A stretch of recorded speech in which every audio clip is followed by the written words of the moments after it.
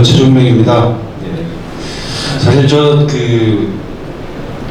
암각화를 잘 모르고 여기 좀 왔는데, 어쨌든 주최 측에서 세계문화유산, 특히 중국에 있는 문화유산에 대해서 좀 소개를 해달라서 왔고요. 우리나라에도 꽤 이제 점점 유네스코 유산이 많아지긴 하는데, 중국이 한 몇 개 정도 될까요? 작년에 하나가 추가돼서 총 56개예요. 56개고, 이게 세계에서 거의 제가 알기로는 공동일인데, 유럽에 한 나라가 더 있죠. 어느 나라일 것 같습니까? 상상해보세요. 이탈리아인데, 이탈리아가 한 56개로 거의 공동일이, 그냥 뭐 한두 개 차이가 있을지 모르겠는데, 그런데 이탈리아는 오래전부터 준비해서 많이 해서 거의 다, 이탈리아 땅덩어리가 생각보다 넓지 않잖아요. 거의 다 됐어요.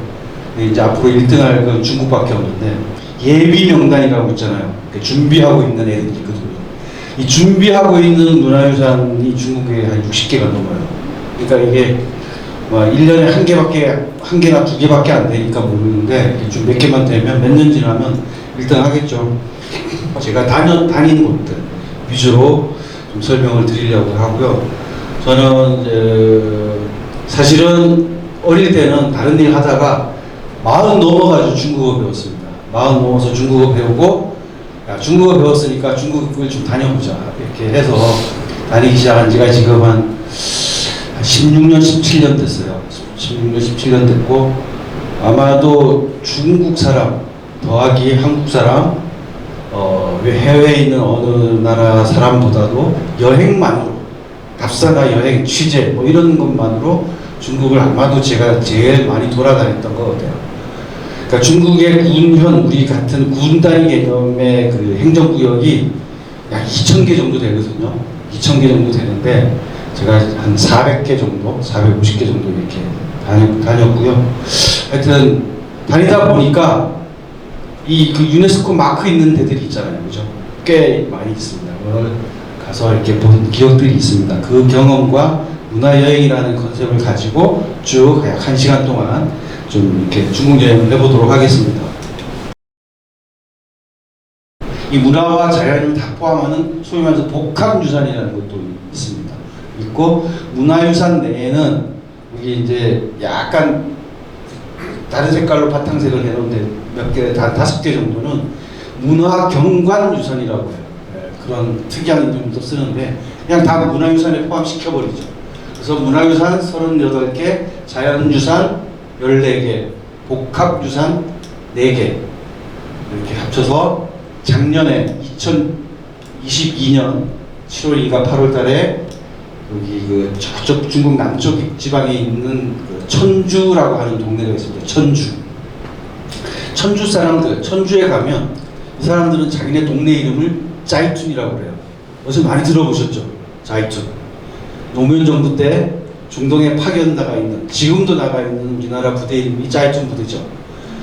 왜 그러냐면 그 짜이툰을 통해 가지고, 천주를 통해 가지고 옛날에 세계적인 모로코 출신의 여행가의 누굽니까?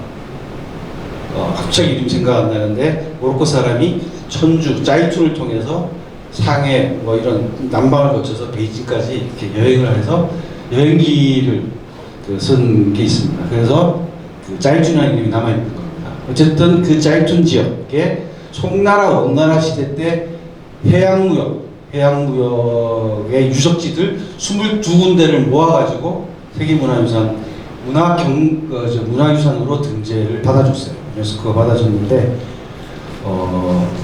그때 당시에 무역을 하던, 예를 들면 세관, 아니면 이제 이슬람들 상인들이 많이 왔을 거 아닙니까? 이슬람 교인들의 묘지, 또 여러 등등등 그 지역의 부두 이런 것까지, 그리고 불교, 유교, 도교 사원들, 또 다리 이런 걸 다 묶어서 22개를 받아준 그런 데입니다. 그래서 중국 뭐 제가 다른 나라의 그 문화유산을 그렇게 많이는 알지 못하는데 중국 쪽을 이렇게 보면 최근 추세가 어떤 거냐면 어느 하나 딱 찍어가지고 예를 들면 뭐 베이징 고궁 뭐 이런 식이 아니라 점점 큰 카테고리를 정해서 이렇게 묶어서 이렇게 유산에 등장하는 좀 경향이 나타나는 것 같아요. 그런 얘기도 좀 하면서 중국 여행을 한번 떠나볼까 합니다. 그 전에 재밌는 게 있습니다. A가 5개 있죠.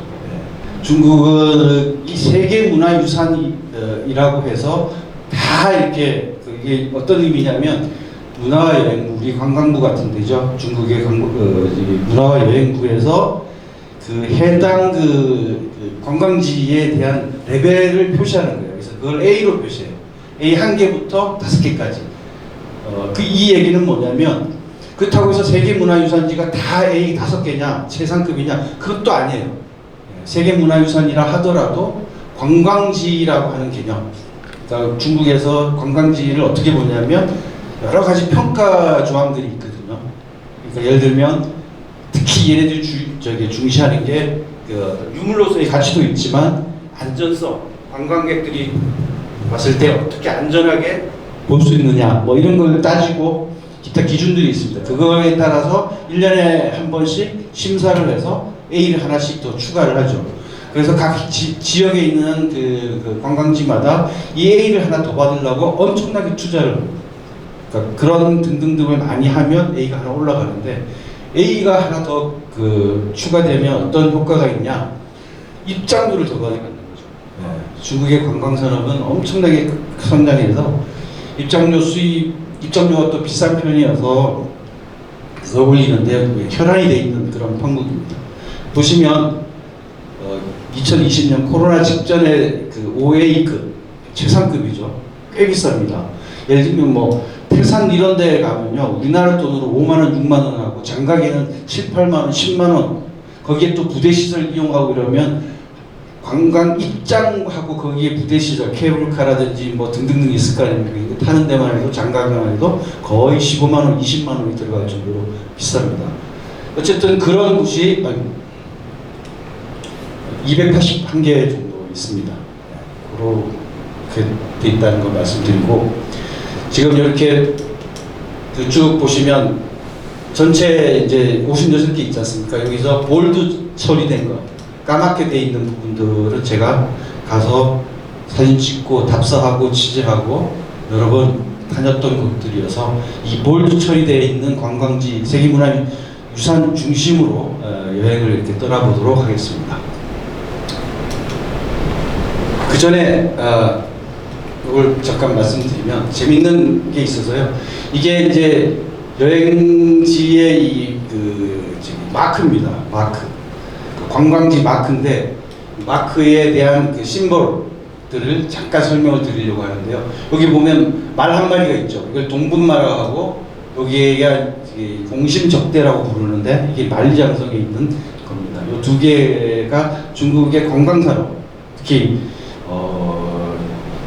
원래 얘네들이 그 여행 관련된 부서가 다른 데 있다가 문화부로 합치면서 그 부서 이름 자체를 문화와 여행부로 이렇게 바꾼 거죠. 바꿀 정도로 문화여행이라는 컨셉, 역사, 유물 이런 거를 강조하는 형태의 그런 걸 많이 해서 심벌도 그렇게 돼 있습니다.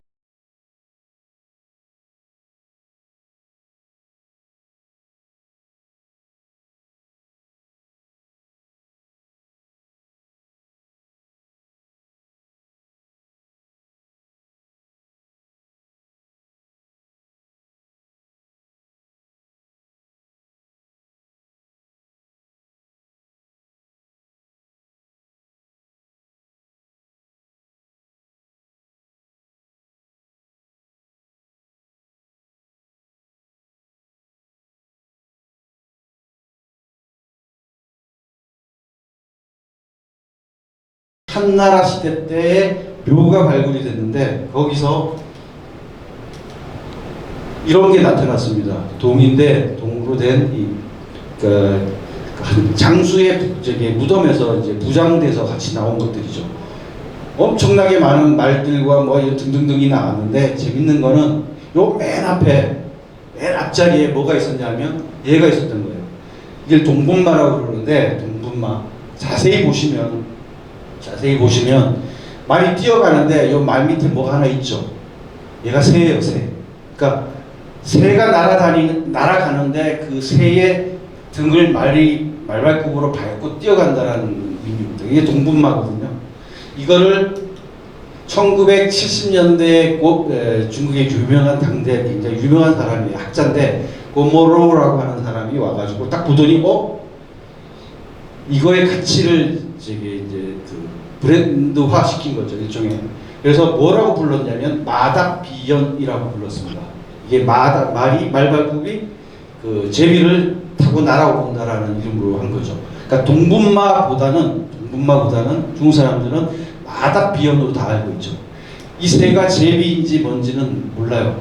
네? 누구도 그 제비라고 하지 않지만 어쨌든 제비가 됐는데 이 멋진 거를 그 중국 관광산업의 심볼 로고에 위에 붙였고요. 두 번째는 공심접대입니다. 네. 우리가 만리장성 많이 보시죠. 세계적인 이제 유적지로 이제 중국에서 홍보를 많이 하는데 옛날에 제 베이징 살 때 사람들 데리고 그 베이징 외곽에 만리장성이 굉장히 많거든요. 엄청나게 많은데 어떤 분을 모시고 나이 드신 분인데 모시고 가서 여기는 전부 명나라 때 만들어진 건축한 장성입니다 했더니 그분이 뭐라고 화를 내면서 무슨 소리를 하는 거냐. 그 일은 넘으신 분인데 진시황이 다 만든 거지 이러는 거예요. 기원전의 진시황. 중국에서 진시황 시대 때 만든 만리장성은 단 하나도 없습니다. 단 하나도 없고 진시황이 만리장성을 만들었다는 얘기는 역사적으로 말도 안 되는 얘기예요. 네, 하여튼 뭐 그런 정도까지만 이야기를 드리고요. 지금에 있는 모든 만리장성은 다 명나라 때 만들어진 겁니다. 15세기, 16세기, 17세기. 특히 아까 이야기한 그 공심적대라는 거는 뭐냐면 옛날에는 없었던 거거든요. 거기에 만리장성에 군대가 주둔하는 거예요. 말이 한 마리 이상 있는 군대가 주둔할 정도의 사이즈로 적이 쳐들어오면 포를 쏘고 활을 쏘고 할 수 있는 적을 막을 수 있는 이 대조대. 그거를 공심적대라고 부르는데 그거를 만든 사람은 16세기 후반에 척계광이라고 하는 장군이 만든 겁니다. 네, 연결되어 있죠. 이게 척계광이라고 하는 장군입니다. 저쪽 남쪽에 있는 건데 이렇게 생긴 게 그 공심적대입니다. 베이징에 있는 금산양 장성에서 찍은 건데요. 이런 그 다른 건 좀 다르죠. 이런 공심적대가 만리장성 동쪽 끝 산해관에서 제가 서쪽 끝 가역관까지 그 만리에 이른다는 그 거리에 약 1170개가 있습니다. 이거를 약 10년 동안 척계광 장군의 지휘하에 명나라의 그 군인들이 다 만들었죠. 그래서 이거와 공심적대와 아까 이야기한 동분마 두 개가 관광산업의 그 상징처럼 심벌처럼 이렇게 돼 있는 겁니다. 대충 이런 게 있구나 감만 잡아주시면 좋겠습니다. 가장 보시면 오른쪽에는 영어로 되어 있는 거는 유네스코의 영문 사이트에서 중국의 유산에 대한 그 설명이고요, 제목이고 여기는 이렇게 그 문화유산이나 적은 게 있고 그 복합유산이나 적은 게 있고 자연유산으로 세 개 나눠져 있고요. 그리고 이게 중국에서의 이름입니다. 명청고궁. 명나라 시대와 청나라 시대 때 그 황제가 살던 집. 이게 그 중국 그 유네스코 유산에 가장 먼저 나오는 겁니다. 베이징에 가면 있죠. 베이징 고궁 이렇게 부르는 거고요. 정식 이름이 별칭이 자금성입니다. 자금성. 그렇게 하시면 되고 명청고궁이어서 자금성만 그 등재되어 있는 게 아니라 심양이라고 하는 곳 가면 전양에 가면 청나라의 만주족이 처음 청나라를 세웠을 때 땅이 심양이거든요. 심양에도 고궁이 있습니다. 이 두 개를 묶어서 문화유산에 등재되어 있는 그런 거고요. 두 번째로 됐던 게 중국에서 가장 그 자기네들이 그 가장 프라이드가 강한 역사적 유물을 꼽으라면 만리장성도 있지만 사실은 그 가장 그거 한 게 병마용이거든요. 병마용이 어디에 있습니까? 여기에 서안이라고 하는 곳이 있고 옛날 당나라 시대 장안이라 불렸던 곳이거든요.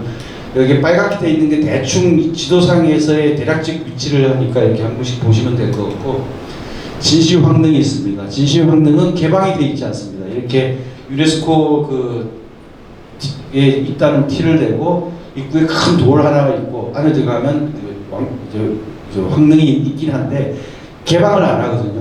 예.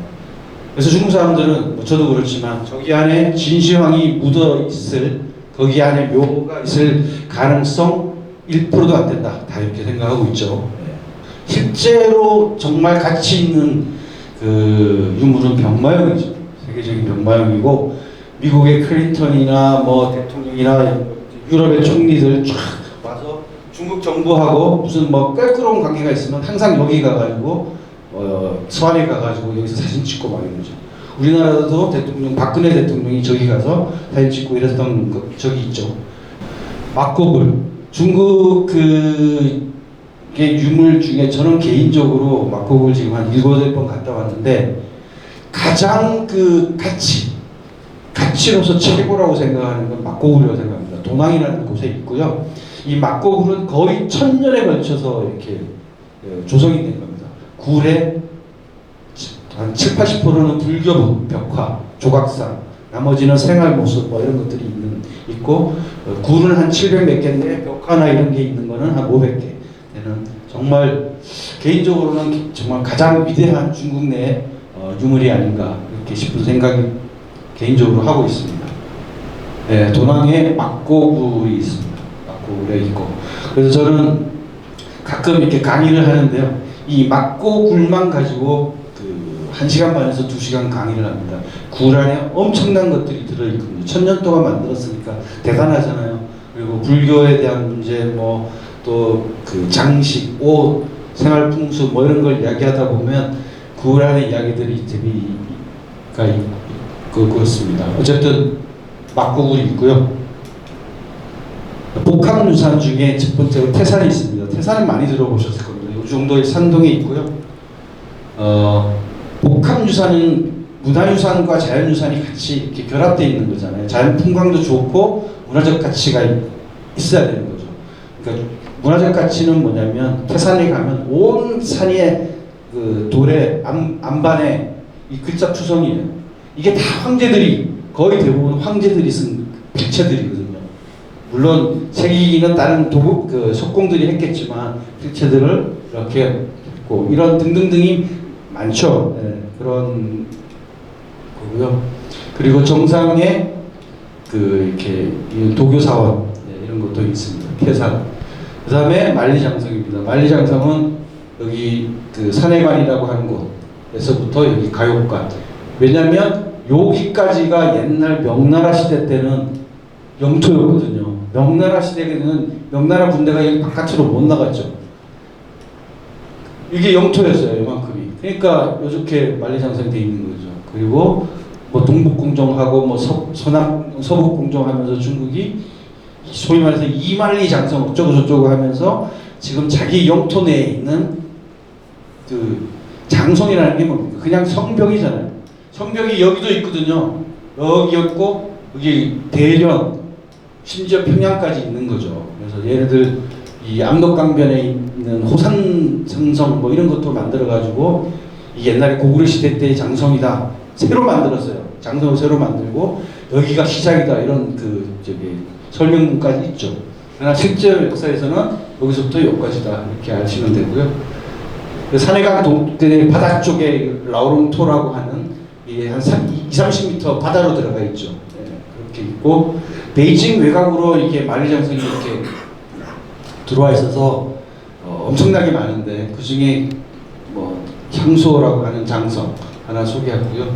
그리고 중간에 이 섬서성 내몽고 쪽 근처에 있는 그 진북대라고 하는 것도 있고요. 제서쪽 끝 가욕관에 현벽장성이라고 있습니다. 이렇게 되어 있는데 여기 끝까지 거의 만리 정도 진짜 되는 거죠. 그다음에 복합유산에 황산이 있습니다. 황산이 여기죠. 황산은 정말 요즘은 한국 분들 여행으로 많이 안 가는데 옛날에는 정말 많이 가던 데거든요. 그러니까 아마 옛날 분들은 한 번씩은 다 다녀오셨을 정도로 명산이죠. 정말 명산인데 정말 힘든 사람입니다. 예. 저는 다시는 안 갑니다. 힘들어서. 너무 힘들어요. 너무 힘들어요. 이라고 이렇게 등재되어 있는데 실제로는 여기가 장가계입니다. 장가계. 예. 장가계는 이제 자연유산이죠. 예. 자연유산이죠. 문화유산으로서의 가치가 무슨 뭐 옛날에 장량이 머물렀다 이러는데 그런 그 이야기만 있지 실제로 문화유산의 가치가 있는 것들은 없어서 그냥 자연유산으로만 있는데 자연유산만으로도 정말 최고의 절경을 가지고 있죠. 여기서 아바타 찍은 거 있습니까? 무릉원이라고 이름하고 장가계라고 하는데 장가계 시 이름을 바꾼 거죠. 시를 장가계가 돼 있고 거기에 천자산도 있고 원가계 뭐 등등 이제 장가계 시 안에 여행으로 갈 수 있는 여행지만 해도 한 7, 8군데가 돼 있는 거죠. 1년 내내 관광객이 아주 잔뜩 엄청나게 가는 그런 곳입니다. 여기가 무릉원 장가계 쪽에 있는 무릉원이고 이쪽 동네에서 이게 이제 절벽을 타고 길을 쭉 이렇게 한 바퀴 도는데요. 이쪽에서 아바타 원 소스 데이터를 찍었던 곳입니다. 또 문화유산 하나는 여기가 무한이고요. 무한이 있는 후베이라고 하는 성의 제일 서쪽 끝에 가면 무당산이라고 있습니다. 무당산 들어보셨을 겁니다. 무당이 무술하는 애들 나오는 데고요. 여기 무당산 정상 쪽에 명나라 황제가 자금성과 같은 큰 고궁 같은 그런 건축군을 산 정상에 이렇게 만들었죠. 예. 상상도 못할 일들을 산 정상에다 이렇게 만들었고요. 산 정상에는 금전이라고 하는 도교의 신을 이렇게 모셔놓은 곳입니다. 모셔놓고 이게 거의 산 정상이거든요. 정상에 고궁 같은 이런 것들을 만들어놨습니다. 이게 무당산 고건축군 해가지고 문화유산으로 돼 있죠. 티벳입니다. 티벳 라스타에 가면 라스타가 이 지역이거든요. 라스타에 가면 한두 번 들어보셨겠지만 포탈라궁이라고 있습니다. 그죠? 네, 포탈라궁. 당나라 때 만들어진 궁전이죠. 네, 또 세계문화유산이 됐는데 포탈라궁 외에도 그 주변에 있는 티벳 불교 사원들과 별궁들을 이렇게 묶어가지고 이렇게 하고 있습니다. 이게 포탈라궁입니다. 저 한 3번 가봤는데 안에 들어가면 정말 멋있는 게 많아요. 아쉽게도 안에는 단 하나의 사진도 못 찍습니다. 단 하나의 사진도 못 찍고 핸드폰으로도 못 찍어요. 핸드폰 한번 처음에 갈 때 찍었는데 정확하게 1분이 한 30초 만에 땡중이 승려가 와가지고 지우라고 당장 난리를 치더라고요. 무서워가지고 아예 카메라 핸드폰도 꺼낼 생각조차 못하는 그런데 어쨌든 정말 멋있는 이 궁궐이 이렇게 있습니다. 정말 포탈라궁은 정말 예술인데요. 그리고 그 옆에 족항이라고 하는, 우리나라 사람은 전부 족항사원 이렇게 부르는데 사실은 이 중국은 족항은 티벳말이고 티벳말. 혹시 티벳 문자 이렇게 본 적이 있는 분 계세요? 없으시죠? 진짜 티벳 문자는 우리처럼 표음 문자예요. 자음 모음이 있어요. 그래서 제가 한국일보에 계속 2주에 한 번씩 기사를 쓰는데, 발표기행 기사를 쓰는데, 저는 이제 일부러 티벳 얘기 있을 때는 현지 발음대로 이렇게 다 쓰거든요. 그러니까 족항사원은 중국 애들은 따자오스 이렇게 불러요. 대소사 이렇게 부르는데 현지인들은 족항 이렇게 부르죠. 캉이 사원이라는 뜻이에요. 조는 깨닫는다는 의미고. 어쨌든 그거를 이제 티벳 말로 이렇게 같이 다 쓰는 거죠. 자음 모음이 있으니까 정말 너무 쉬운 거예요. 그죠? 한번 티베트어를 배워보실 생각이 있으시면 동국대학교 경주 캠퍼스에 가면 있습니다. 가깝죠. 예. 속항사원에서 찍은 거고요. 그리고 여름별장 노블링카라고 하는 곳이 이렇게 있습니다. 문화유산입니다.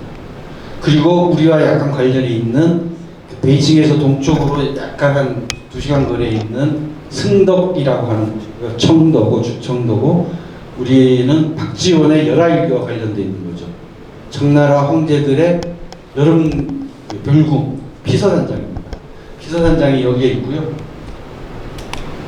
피서단장이 있고 안에 가면 여러 가지 이제 그 황제가 머물렀던 이제 건축물들이 쭉 있죠. 예, 거기에서 있는데 피서산장을 포함하여 더하기 피서산장을 둘러싸고 있는 외팔묘라고요. 그 8개의 큰 사원이 있습니다. 사원들을 다 묶어가지고 그 유산에 문화유산에 등재했죠. 등재했죠. 뭐 여러 가지 사원이 있는데 그 중에서도 저는 여기에 티베트 사원이 있습니다. 만주족도 몽골족도 그렇지만 만주족도 자기네들의 전통 종교가 없고 전부 샤머니즘만 좀 있었기 때문에 이 북방민족인 몽골족 그리고 뭐 여진족, 만주족 이런 들이 중원을 통일하고 나서는 그게 있는 특히 불교라든지 물론 다른 종교들도 이렇게 많이 자기 종교가 없으니까 인민들을 잘 통치하기 위해서 종교를 이렇게 우대하지만 주로 이제 티베트 불교와 굉장히 긴밀해지거든요. 그래서 주변에 티베트 관련된 이게 불교들이 궁전들이 많이 있습니다. 이게 티베트 불탑 5개 이렇게 있는 겁니다. 그래서 이렇게 청대에 지금 티베트 관련된 사원이 같이 이렇게 포함되어 있다는 걸 말씀드리는 거고요. 그리고 공자사당, 공자사당과 공자죠, 공자님. 그 공자는 송나라 시대 때에 이르러서 공자의 후손들을 연성공이라고 대우해주면서 그 적장손들 중에 한 명을 뽑아가지고 공자에 대한 제사를 총괄하게 만들어주는 직급을 주는 거죠. 굉장히 이렇게 주면서 그게 이제 계속 이렇게 이어지고 있죠. 그리고 이제 청나라가 망하고 나서는 사라지고 지금 그 가장 적장적 후손은 대만으로 가 있는데 그 전까지 송나라 이후부터 이 사람들이 살 수 있도록 나라에서 왕조에서 조정해서 이렇게 돈도 주고 건물도 줘줬죠. 이게 공부라고 합니다. 공부고 그리고 이게 이제 공자의 묘거든요. 묘인데 실제로 공자님이 여기 누워 계셨는지는 잘 모르겠지만 어쨌든 공자묘고 이렇게 공자묘인 공림, 공자 후손들이 살았던 저택, 공부 그리고 사당을 묶어서 삼공에서 세계문화유산이 되어 있습니다. 그리고 고성입니다. 참 재밌는 건 중국 다니면서 그 고성이 꽤 많거든요. 우리나라는 우리는 이게 어떻게 된지 모르지만 어쨌든 고성이 있었겠죠 옛날부터. 근데 고성 안에 사람이 살지 않잖아요. 그런 의미인데 중국은 이런 고성 안에 지금도 사람이 살고 있고 그 옛날의 흔적이 그대로 있는 고성이 아무리 적게 봐도 한 100개는 될 겁니다. 100개. 그 정도로 많은데 그 중에서도 가장 먼저 세계문화유산에 등재된 게 핑야오 고성이라고 하는 곳입니다. 핑야오 고성.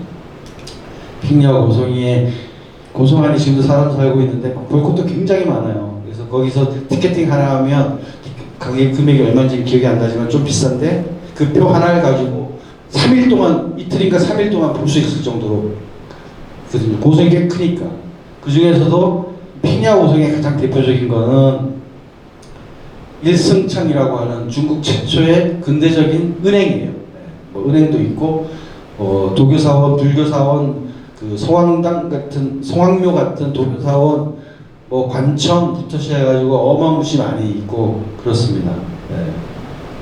그게 핑야오 고성 있고요.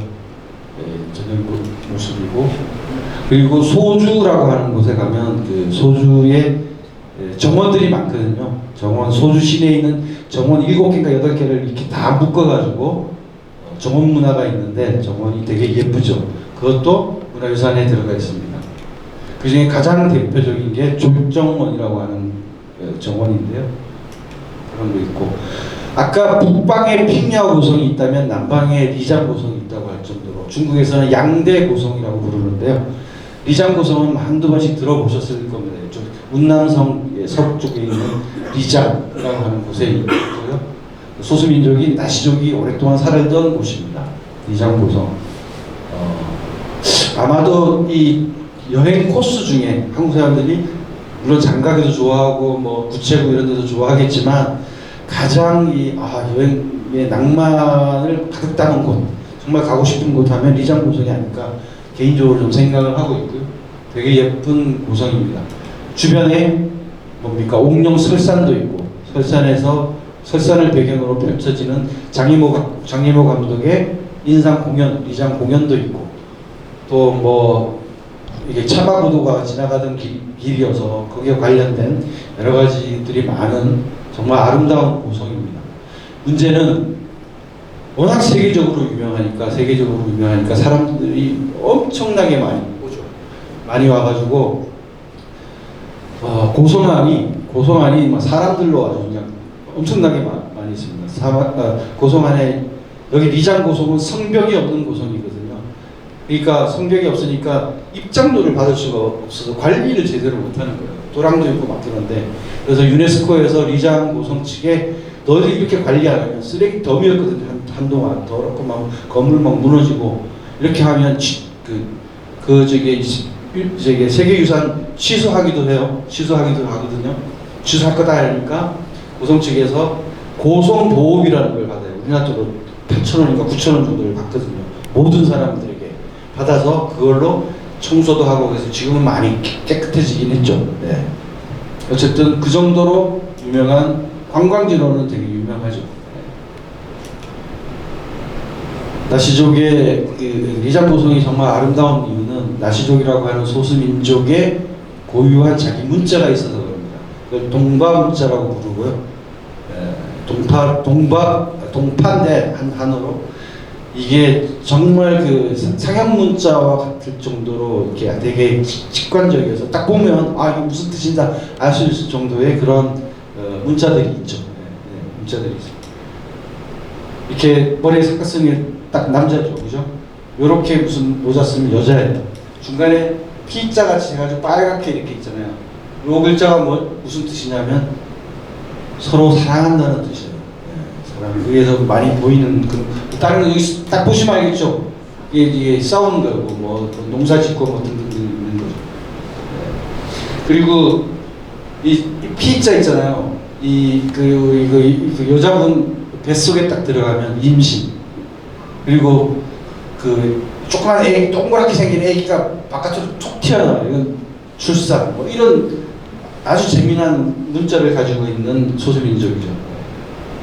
베이징에 있는 그 이화원, 베이징 여행 가는 분들 반드시 들르는 곳이죠. 이화원이라고 있습니다. 앞에 그 공명호라고 하는 큰 호수가 있고요.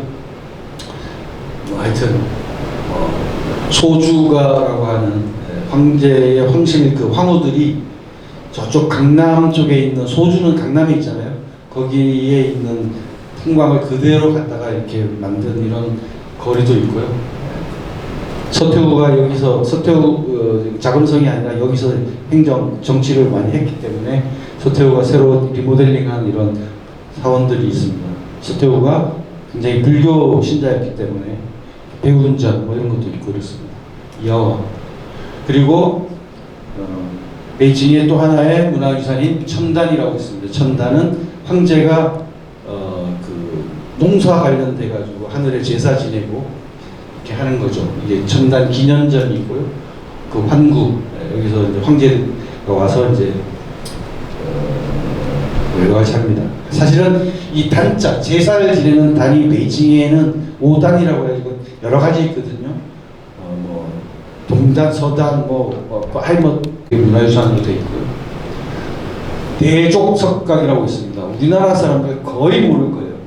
중정 들어보셨죠? 충칭이라고 하는 곳에 있는 그 석각인데, 저는 여기 가보고 정말 깜짝 놀랐어요. 야, 이렇게 화려하고 멋진 석각이 이게 이제 송나라 때, 남송시대라고 하니까 한 12세기, 13세기 때 만들어진 그 그 도로에 불교 석각을 이렇게 새겼거든요.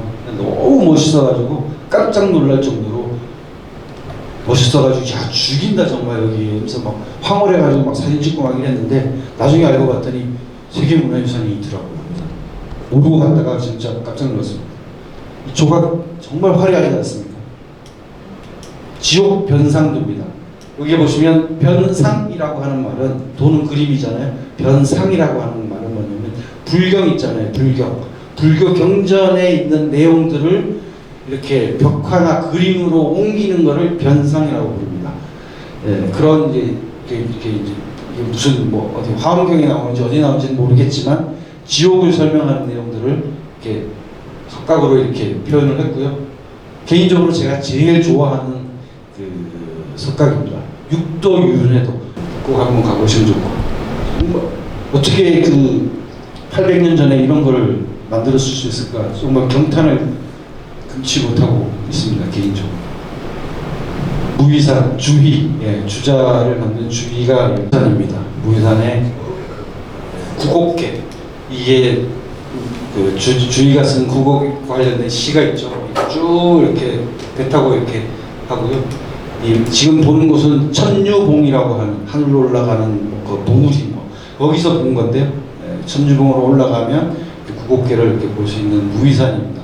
복합유산이기 때문에 이런 자연 풍광도 좋지만 여기에 뭐가 납니까? 이 무위산에서는 무위암차라고 하는 차가 엄청나게 나고요. 대홍포 이런 거는 정말 황제가 조공하던 그런 정말 엄청나게 비싼 차거든요. 이 차를 유산으로 등재할 수는 없으니까 이 차를 유통했던 마을, 이건 무위정사고요. 샤메이 고촌이라는 데가 한 2km, 3km 떨어져 있는 고촌입니다. 여기서 무위산에 나는 어떤 고급 차들을 전부 가지고 당시에 원나라 시대 때부터 전부 남쪽으로는 홍콩을 거쳐가지고 저쪽 그 중동, 북쪽으로는 몽골 거쳐서 러시아를 거쳐서 생테스부르크까지 이거 차를 수출했던 곳입니다. 그래서 이게 같이 유네스코에 등재되면서 복합유산이 된 거죠. 중국 여행으로 우리 최근에 우리나라 사람들이 좀 많이 가기 시작하는 곳, 황산이라고, 황산시에서 원래 황산시가 돼 있지만 황산이 있는 황산시지만 원래는 둔계라고 하는 지명이었거든요. 그래서 중국은 관광산업 모든 게 우선이었기 때문에 그 황산이라는 이름을 가지고 시 이름을 확 바꿨죠. 그래서 넓게 황산시가 됐죠. 다 시가 됐고, 황산하고도 한 60km인가 70km 떨어져 있는 공항도 황산공항이고 뭐 이런 식입니다. 어쨌든 황산시에가 안휘성이라고 하는 곳인데요. 안휘성 남쪽. 안휘성은 중간에 이 장강, 양자강이라고 우리는 그죠? 장강이 있기 때문에 문화권이 완전 달라요. 그래서 안휘성 남부와 북부로 완전히 나누고요. 그래서 현지의 안후이라고 하는 말의 별칭이 환이거든요. 환. 그래서 환남 지역 이렇게 부릅니다. 안후이 남부에 있는 고촌락 중에서, 고촌락이 엄청 많은데 중에서 두 개 딱 시띠라는 곳하고 홍춘이라고 하는 두 곳만 딱 선정해가지고, 왜 그런지 모르겠지만 여기 저희 촌락이 힘이 센지 모르지만, 그러나 역사적인 가치는 굉장히 높은 정말 아름다운 두 촌락만 문화유산으로 등재했죠. 시띠라고 하는 곳입니다. 시띠라고 하는 곳에 있는 굉장히 역사적으로 유명한 폐방입니다. 폐방이 있고, 근데 사실 시띠보다도 한국 사람들이 정말 기가 막히게 야 이렇게 아름다운 마을이 있어라고 하는 곳은 바로 여기 홍춘입니다. 홍춘. 혹시 영화, 중국 영화 자주 보시는 분들 딱 보시면서 많이 봤는데 할지 모르지만 여기서 와우장룡을 찍은 거예요. 와우장룡이라는 영화는 아시죠? 장쯔이 나오고 주윤발 나오고. 그래서 영화 보시면 이쪽 안쪽에서 마을에서 휙 날라와가지고 장쯔이가 이 호수, 이걸 나무라고 부르는데요. 호수를 딱 밟고 이렇게 슉 하고 주윤발이 쫓아가고 막 이러는 곳입니다. 홍춘. 네, 안쪽에 가면 이렇게 반달 모양의 호수가 하나 있고요. 주변이 이렇게 옛날 안휘성 남쪽에 있는 고건축, 건물들, 이게 이제 이게 다 의미가 있는 거거든요. 이런 의미들을 다 갖고 있는 건축군들이어서, 그리고 명나라 시대 중기가 되면 소위 말해서 그 명나라 시대 때부터는 굉장히 상업이 굉장히 발달하거든요. 상업이 많이 발달하면서 뛰어난 상인들이 굉장히 많이 생기는데 그 중에서 가장 유명한 상인이 두 개의 집단이 있는데 이걸 상방이라고 부르거든요. 그래서 중국에서는 양대 상방 이렇게 부릅니다. 그래서 북방에는 아까 말씀드린 핑야오성이라고 하는 곳을 진상들이라고 부르고요. 그리고 여기를 휘상이라고 부르는 겁니다. 그래서 휘주 상인들의 거점들이 있는 것이어서 안에 건축물 안으로 들어가면 이런 외관도 있지만 상인들이 그 돈을 거부를 가지고 안에 실내 장식이나 이런 조각, 목조, 석조 또는 전조, 벽돌로 조각하는 게 굉장히 많아요. 벽돌로 조각한다는 게 처음에는 막 이해가 안 되잖아요. 벽돌 조각으로 조각공예 하는 게 중국에 엄청나게 많거든요. 아까 그 태방 같은 데도 이렇게 중간에 보면 다 기본적으로 벽돌을 가지고 조각한 거예요. 그러니까 벽돌이 자꾸 막 깨지잖아요. 근데 그걸 어떻게 하냐면 물을 이용하는 거예요. 물을 이용해 가지고 이렇게 하더라고요. 어쨌든 이 목조도 보면 굉장히 다 의미가 있고, 이런 조각 하나하나마다 중국의 역사, 문화, 이런 것들을 다 의미 있게 이렇게 다 새긴 거죠. 일개 이 지역의 상인이 만든 집에, 자기가 사는 집에 이렇게 만든 거죠. 그리고 그 명나라 청나라 시대 때 황제들의 무덤, 황제들의 무덤도 문화유산으로 되어 있는데요. 이렇게 쭉 나눠져 있는 뭐냐면, 명나라가 처음 건국한 거는 난징이라고 하는 곳입니다. 남경. 그래서 주원장이 명나라를 만들었는데 주원장의 그 묘는 여기 난징에 있고요. 그 세 번째 황제 영락제가 베이징으로 천도하거든요. 그러면서 자금성 만들었잖아요. 그리고 거기서 죽었을 거 아닙니까? 그래서 명나라 황제들의 무덤은 명13능이라고 해서 13개가 베이징 북쪽 외곽에 이렇게 있고요. 그리고 청나라의 이제 능침도 있을 거 아닙니까? 그러니까 청나라는 뭐 등등등 있는데, 청나라 황제들이 베이징에 이제 이렇게 중원을 통일하고 나서 황제들이 열 몇 명이 있는데, 그 중에서 그 동쪽에서 묻히고 서쪽에서 묻혀요. 그래서 청동릉, 청서릉 이렇게 있습니다. 그래서 크게 네 군데 도시에 있는 명나라, 청나라 시대 때 황제 능침들을 묶어서 문화유산에 등재되어 있거든요. 난징에 있는 명나라 주원장의 무덤 명효릉이고요. 명13능, 13명의 황제들을 이렇게 베이징에 있고요. 이거는 마오띵이라고 하는 베이징 서쪽의 청서릉, 동쪽에 쭌화라고 하는 곳이 있습니다. 청동릉, 이렇게 나눠져서 있습니다. 그게 이제 석굴들이 있습니다. 석굴들을 좀 보시면 용문석굴, 낙양에 있는 용문석굴이 이렇게 있고요. 민양중동과 석굴이 있는데, 이게 그 북위라고 하는 나라에서 만든 석굴이거든요. 석굴이어서 북위 시대 때는 그 황후들, 황비들, 비들 이런 사람들 중에 고구려 여인들이 그렇게 많았어요. 그래서 여기 용문석굴 가면, 한국 사람들 용문석굴 뭐 많이 가는지는 모르겠지만 중국 사람들도 별로 관심이 없지만 보면 고구려 관련된 후손 황후들에 관련된 석각들이 이런 것들이 꽤 있습니다. 그리고 북위라고 하는 나라가 만든 또 하나의 석굴이 운광석굴입니다. 사실은 북위는 운광석굴을 먼저 만들고 그 다음에 용문석굴을 만들었거든요. 실제로 중국 불교를 정말 전국적인 어떤 종교로 굉장히 활성화시킨 왕조는 북위라고 하는 나라입니다. 물론 북위 이전에 전진이라고 하는 나라나 뭐 등등등 작은 나라들이 이제 고구려나 백제나 신라를 통해서 우리한테 불교를 전달하긴 했지만, 실제로 중국에서 불교를 정말 종교로 나라의 종교로 만든 왕조는 북위죠. 북위. 운광석굴입니다. 운광석굴도 정말 이건 큰 대불이지만 안쪽으로 가면 예술 작품들이 엄청 많습니다. 저는 정말 이 그 색상도 멋지지만 여기 이렇게 꼬마처럼 이렇게 붙어서 이렇게 만들 생각을 했다니 정말 기가 막히지 않습니까? 네. 미륵 좌상입니다.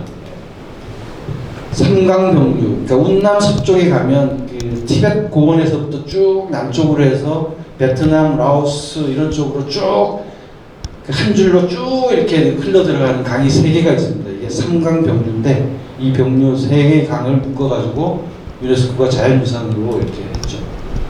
네, 제일 오른쪽에 금사강, 중간에 난창강, 그리고 제일 서쪽에 노강 이렇게 있습니다. 그리고 문제의 고구려 왕성입니다. 고구려의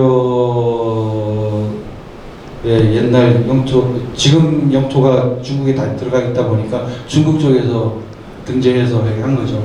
그래서 가면 지하에 장군총이라든지 광개토 대왕비라든지 장수왕릉이라든지 뭐 이런 것들이 다 지금 세계유산으로 들어가 있습니다. 우리 중국에서는 환도산성 이렇게 부르지만 옛날 고구려 자료들 광개토왕비나 이렇게 보면 위남성 이렇게 돼 있고요.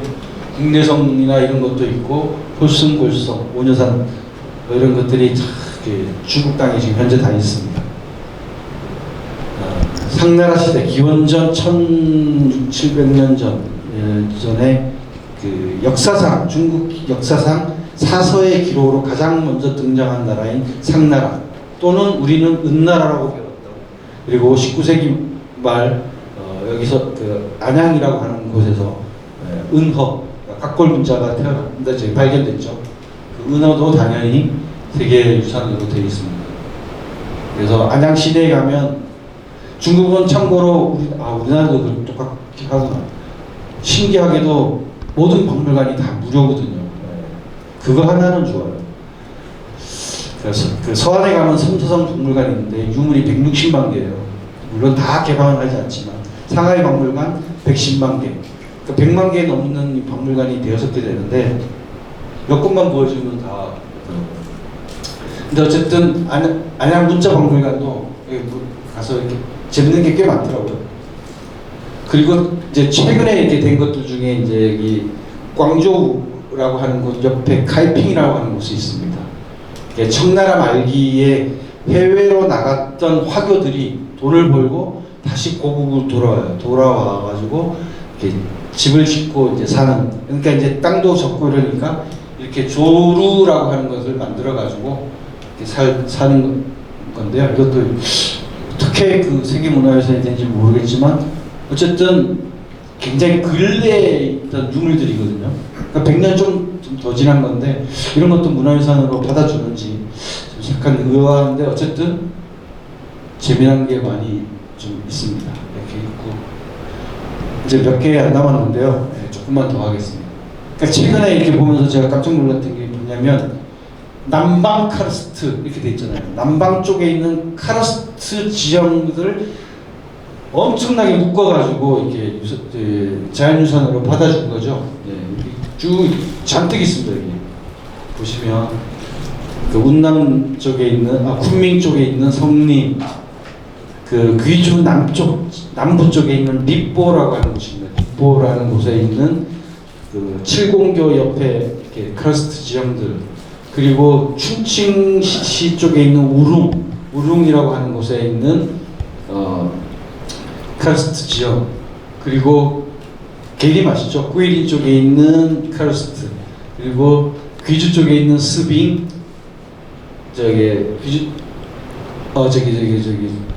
중경 쪽에 있는 난촨, 그리고 저쪽 광시 쪽에 있는 환장, 뭐 이런 데들을 다 묶어가지고 이제 남방 카르스트에서 했고요. 그리고 이게 2019년도인가 세계유산으로 문화유산 됐던 복권 토루 되고 나서 시진핑도 이게 가고 이래가지고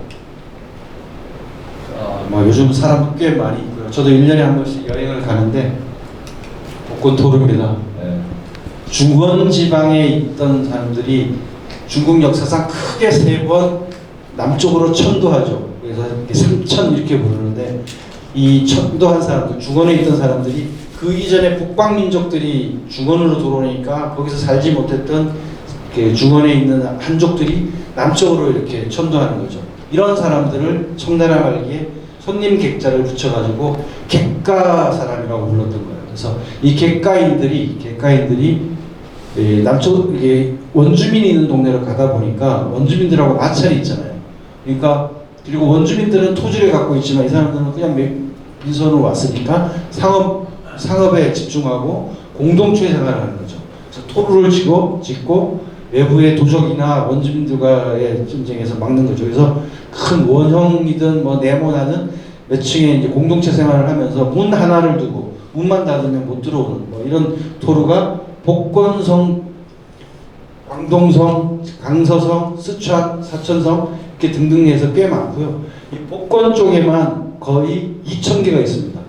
그 중에서 복권 토루에 이제 문화유산으로 지정된 거는 한 20개 정도? 20개 정도가 이렇게 돼 있는 거고요.